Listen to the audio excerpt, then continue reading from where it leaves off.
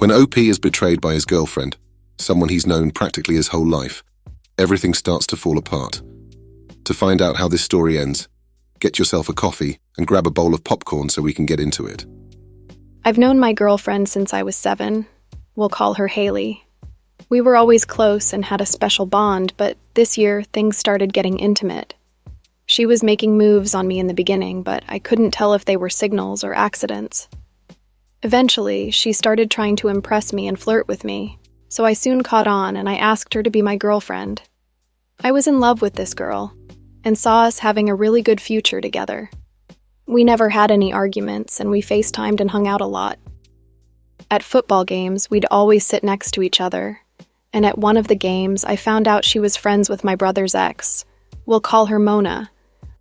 Mona cheated on my brother with a terrible-looking guy, and she got along a little too well with Haley, but I didn't think much of it. Later on that evening, we were at a party, and our mutual friend, Caden, introduced us to a guy named Greg. Greg and Haley talked for some time at the party, but I didn't really care because I trusted her. After that night, though, she started treating me different.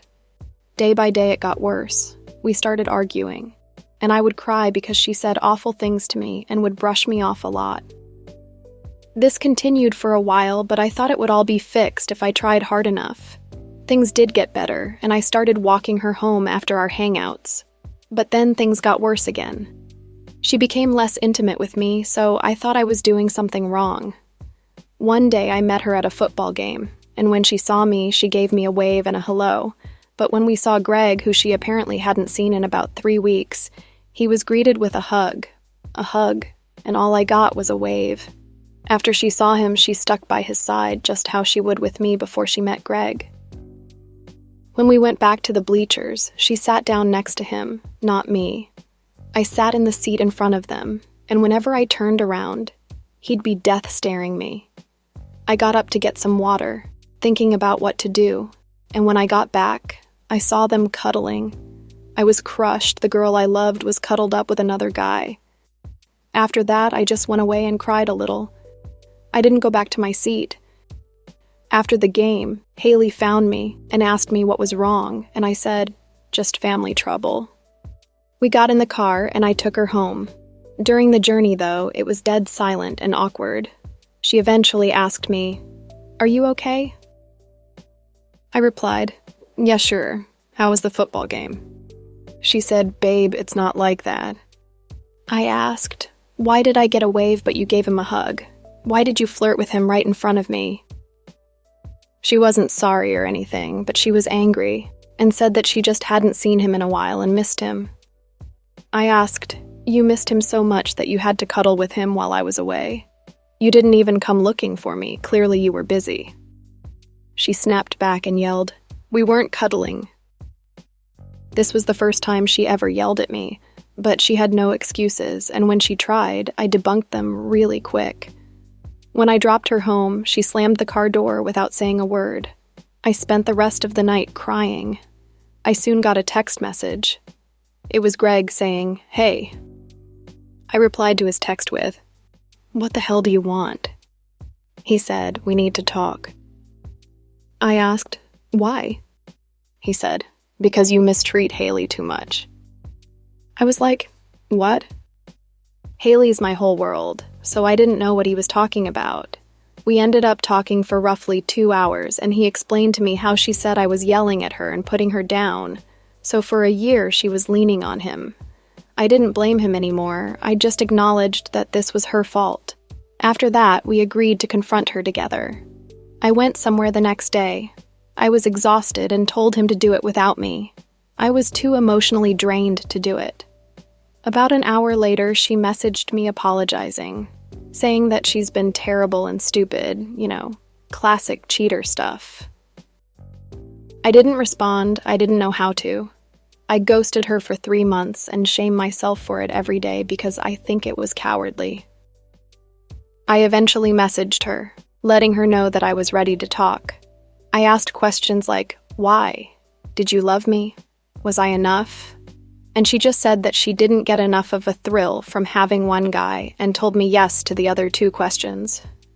Right after, though, she flipped it on me, saying I was wrong for ghosting her. I started to feel depressed again and realized it wasn't going to work out, so I ghosted her again. Eventually, she started calling me and telling her friends what happened.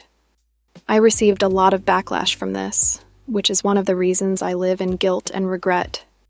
I feel like things could have worked out, but I didn't give her a big enough chance. Eventually, her birthday comes around, October 19th. It's engraved in my memory. Her friend messaged me, telling me I was invited and that Haley wanted me to come. I asked my girl best friend if it was a good idea, and she said it was probably a trap to corner me and make me feel guilty. Plus, it was my brother's senior night, and I'd be damned if I missed that. After that night, people sent me videos of Haley and another guy to make me jealous, and I'm not going to lie, it worked. I was even more crushed. I started having thoughts about ending it all, and I started drinking. One day, my mom found me drunk, and I told her everything. She cried, telling me that I completed the family, and she'd break if I left her. I cried too, saying sorry over and over again. My dad called not long after and told me that he loved me. My brother came to me in person and explained his experience because he went through the same thing. He's younger than me, but treated me how I treated him when he was in this situation. With all the drinking and thoughts about ending it, I gave up on my studies. Haley really ruined me, but she kept trying to contact me. My girl best friend eventually became friends with Haley, so I felt even more betrayed. Eventually, my girl best friend ghosted me too.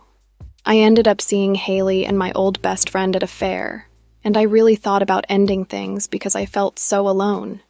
The only reason I didn't is because of my family. Since all this went down, I've started to pick up the pieces of my life. I'm doing better in school, I've stopped drinking, and I've also started going to the gym and my body looks good. Haley's still trying to reach out to me, but I don't know what to say. She ruined me, but a piece of me feels missing without her. I want to text her, but I'm scared to. Whatever OP does, he should not go back to that toxic situation. Eventually, the piece he feels is missing will be filled with something else. Nothing good will come out of OP getting back with Haley. If anything, it will steal future opportunities. Perhaps a chance to be with someone who's trustworthy. Anyway, let's explore the comments. Buffinator says, she's contacting you because right now she doesn't have any other options. She's already shown you what she'll do when she does find someone else. Trust me, she hasn't changed. Some people don't need to be in your life because what they demand from you is the worst thing for you. People will know why you gave up drinking, but they'll still try and talk you into going drinking with them because they don't want to go alone. The only thing that's important to them is that they have drinks and a wingman. Your hopefully former girl best friend knew the history with your ex, yet she still decided to become besties with her. Because honestly, they're both equally crappy people. They want to hold power and influence over someone, and they think you're a prime target. Your family wants the best for you. Any true friend would too. Anyone who wants what's best for you will not only refuse to help that woman contact you, they'll also tell her to buzz off and leave you alone. Forget dating for a while and find some gym bros who will keep you engaged in a healthy physical and mental lifestyle. Get someone who will hold you accountable for doing the good things in life and avoiding the bad, such as that clown of an ex. Tony says, absolutely no more contact, period. She's messing with your mental health and emotions. Stop dancing to her tune. Find your self-respect, and don't see her if you can. I guarantee you that you don't take up nearly as much space in her head as she does in yours, practically living rent-free in your mind. There were some great comments here from these Redditors, so let's just hope that OP took the advice he was given and doesn't give in to temptation. I hope you enjoyed today's episode of Coffee and Popcorn, and I can't wait to see you on the next one.